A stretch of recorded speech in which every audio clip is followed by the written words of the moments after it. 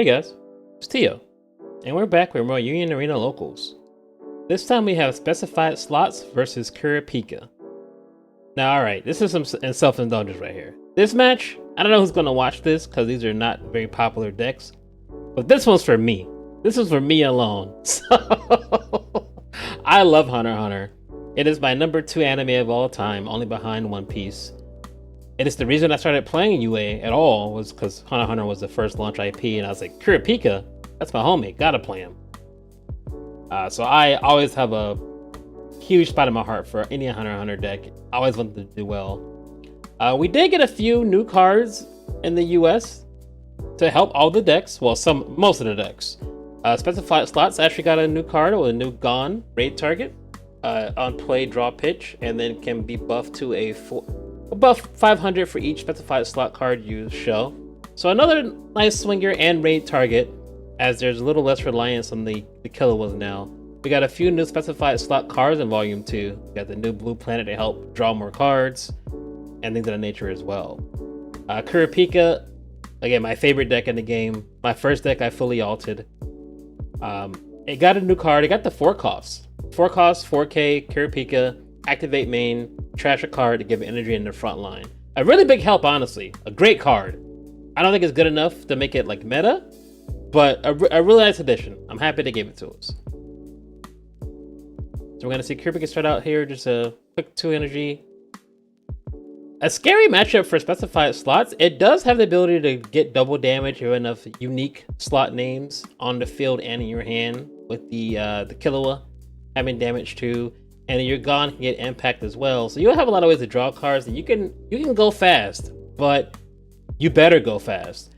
Because Specified Slot has a lot of sites they have to use. They use the Risky Dice, they'll use Patch of Shore. We see Toryumon, which is a character, but it might as well be a site there. We have Blue Planet, which is another site. Point being, if your board gets cleared, you don't have as many bodies in this matchup to actually push up. And there's one thing Kurapika can do pretty well, it's removal. You see that Hisoka there can pay an AP to force block. They have the 7 cost Kurapika, which is, again, snipe on play. And of course, they always have their specials as well. So they have a lot of removal outside of just their specials. So you gotta be very careful balancing how many sites you play in your backline for energy and effects, while having things to push up when things get inevitably cleared out. But we do see the Strip of Beach, Patch of Shore, whatever you want to call it, plays to the backline, so now his hand size can be up to 15 maximum. Doesn't stack, but double energy does everything you want it to do. The deck only really goes up to 4 or 5. 5 if he uses the new Killua. There's a new Killua character that he can stand a character active if you use a specified slot during the turn. I actually don't see him used very much. I see a lot of them just rely more on the Gons and the old Killua raid, the 4 costs. We see 2 Gon characters here. So he's showing off the slots, so if you have enough slots you can draw a card without a rest, so just activate main. So 3 or more slots you draw a card, 4 or more he gets impact. And then we see the new Gone raid. So this one makes your next slot cost 1 less AP, so you play the planet for free. That'll be his draw engine. And then when he's sidelined, he'll get a slot back from trash. That'll be real nice because this deck should be also running Paladin's Necklace, a 2 cost slot that strips the raid card off of a opponent's character, and then you draw a card. So considering you don't have really a way to get up to 5k in the specified slot deck, you're only swinging 4s. It's very imperative they either special away the Kurapikas or just take away the raid card. So we see Neon, one of the best green cards in existence. 2 AP, 5 energy, top 4, play a character active. If it's 1 AP, you can also get another Neon. If your Neon sucks, guys, if you see top 4 and it's all just nonsense and another Neon, take the Neon. Sure, you can't play it active, but you can roll again next turn. Why not? So we see him play the 5 cost Kurapika, so he'll be able to filter his deck now. On attack is gonna take a look top of deck and put it top or bottom. Gonna swing at Hisoka first. Thinking about what he wants to do with it. Did he pay the AP to make him force block? I actually didn't see if he did or not.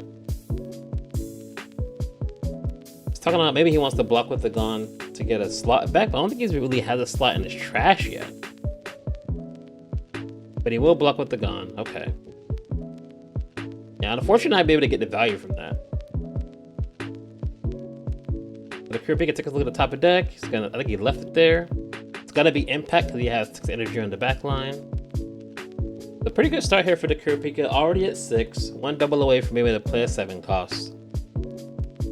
We already see 3 slots on the line for the Gons. He's gonna be able to draw cards, and then 1 more he'll be able to get impact. So he'll be able to do some damage, but he's got to start getting some more substantial bodies. Can't really use the Paladin's Necklace yet because, again, you do have to have a target. You can't just play it to draw the card and strip nothing. So hopefully we could see maybe a Killable raid soon. Start drawing more cards. He draws, if you have 2 more slots, he draws pitchers on attack, and then he gets a double attack. So he'll need some of them to speed this matchup up. The longer this match goes, the more advantage it is for Kurapika. So you really want to hit the gas pedal if you're playing slots in a scenario like this. Gonna push up the Bisky.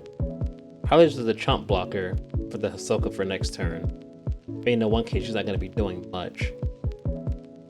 Gonna play the new Gon. So again, draw pitch is a color trigger, so you're gonna run mostly those. You may do a split between him and Killua, but more than likely he's gonna run all Gons.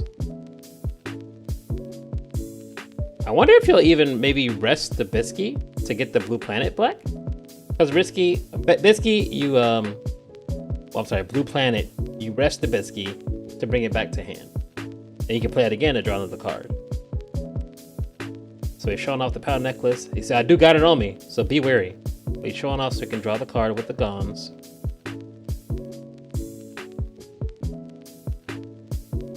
He uses Torimon to put a card under it. So that's a weird one. That one I don't see used very often. You can switch to resting, put a card under it. And then when he's eventually sidelined, you can pick one of the cards that are under him and add it to your hand. So it's one of those things like, not really a very popular card, even in slots. I'm not a huge fan of it myself, but hopefully that card will be very useful for him whenever that Torimon decides to chump block. 2 quick hits on the Kurapika side. I'm gonna push up one of these little ones. Preferably play another double. It is a double, okay. So the 3 costs 4K if there's some more energy. So it's already at 7. The first raid coming. It is. So it does have 2 abilities. Everyone always usually just picks Snipe. We can also actually rest the character on play. So it's a great defensive raid too.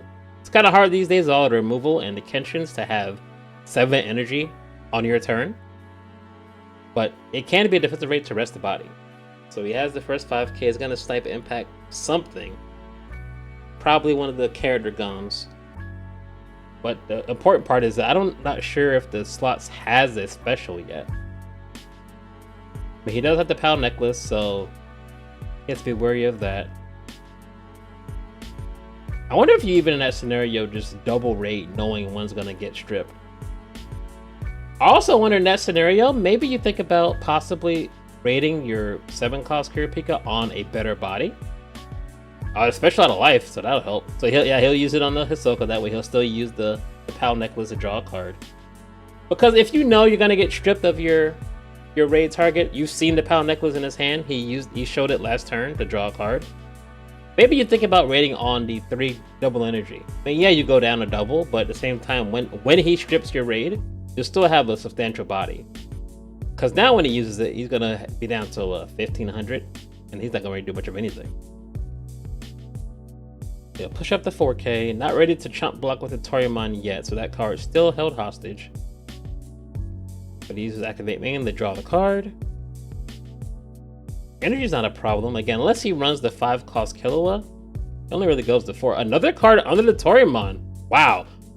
You know, kind of a gambling man. I'd have to imagine he's gonna chump block with that card pretty soon. We do have the new rules now with the Asta change a little while ago that you can look under there after the effect resolves. So I don't think he even looked. We'll see a top 7 search for a slot. But he will get the Power Necklace. He has the second one, so he's prepared for the second Kurapika raid is going to come eventually. It's going to final. I'd imagine he's going to strip it, draw the card. Yep. Down to a little 1500. He drew another final. Let me see what he drew. There's another Gon in the back. Okay. He's probably going to chump block with this Bisky. or the Searcher Gun he just played, and then push that 4 Gun up next turn and have 2 more in the front line again. I'm starting to wonder when this Torimon gonna actually be useful and get chump blocked. He's gonna have more bodies to push up. And it's gonna rest Hibisky, get the planet back. Still at 4 energy with no more AP.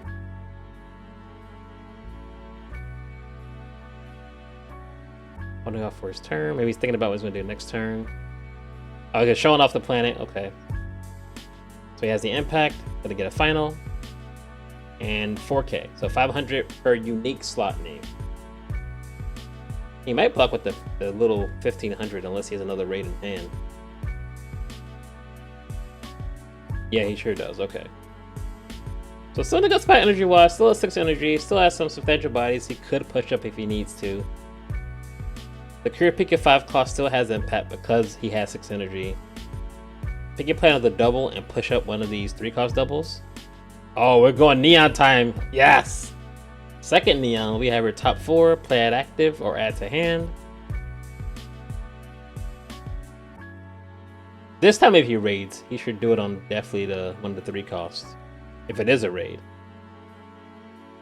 He's still thinking, so it might not be a raid. Usually that's usually an automatic play. The fact that he hasn't done it yet makes me think, oh, never mind, I was wrong. He just took forever to think about it. He slow played it. That is you start playing like dominoes, you see one of those. Like there's no thinking about it. But Sproutly does raid on the double energy. That way, when it does get stripped, because it will, it'll at least have a 4K body under it. Plays the Kurapika. Oh, another special. Okay, so he's gonna have snipe impact with that. So take a look at the top card, put it top or bottom, and then win the battle, and then draw the card. Oh, he's just gonna do it. Okay, he didn't even decide to look. He had full trust. Well, he would have already saw when you played the other 5 costs. A very menacing board on the Kurapika side. This is part of the problem, because now you're gonna have to push up both the Gon and the Torimon for chump blocking. But he's got 3 impactors right now. 2 of which because of 6 energy, and then the sniper, which we'll get rid of. You still have 2 impactors to deal with. He did pull a final earlier, so he may be in for an extended turn, trying to pull this back. Curious what he's gonna do here. Also haven't seen any of the Killuas. That's a little unfortunate for him, actually. 4K bodies. Yep, gonna get draw cards, so start it off. Finding out what his turn gonna be. Is that a risky dice? Oh. You can see that only in the blue bomber, the one I'm more experienced with. I usually don't see risky dice in this deck. Maybe we can use it on the Torimon. That way you don't care for sideline, maybe. He showed a Gon. He showed us 3 things to draw a card. There's a Killua. Great Killua will draw him a card as well. Yep, on attack he's gonna draw pitch. Because he has 2, and he will have 4, so he'll actually be double attack as well. Oh, I'm sorry, damage 2, not double attack. Very important distinction. So he should strip this. Another final. Okay, we're still going. Good stuff so far. Yep, strip it, draw a card.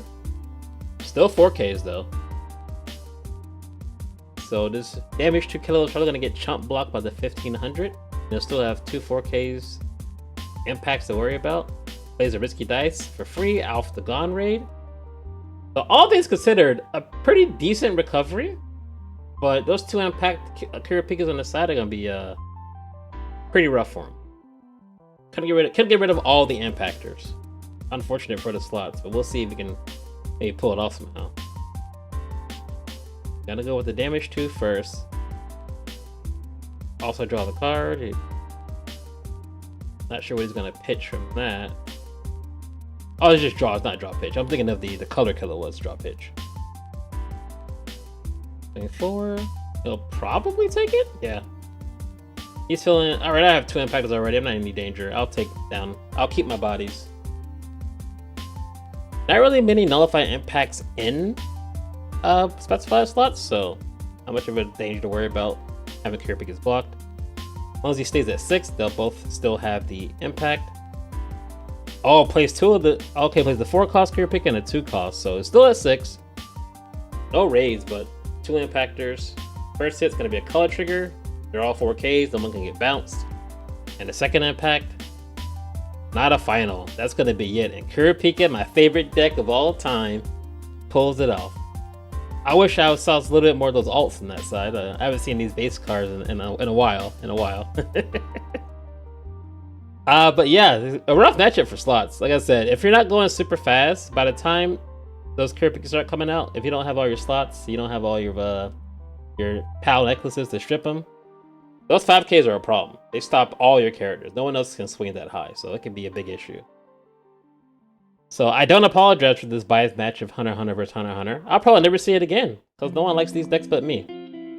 But that'll be it for today, guys. Until next time, see you around.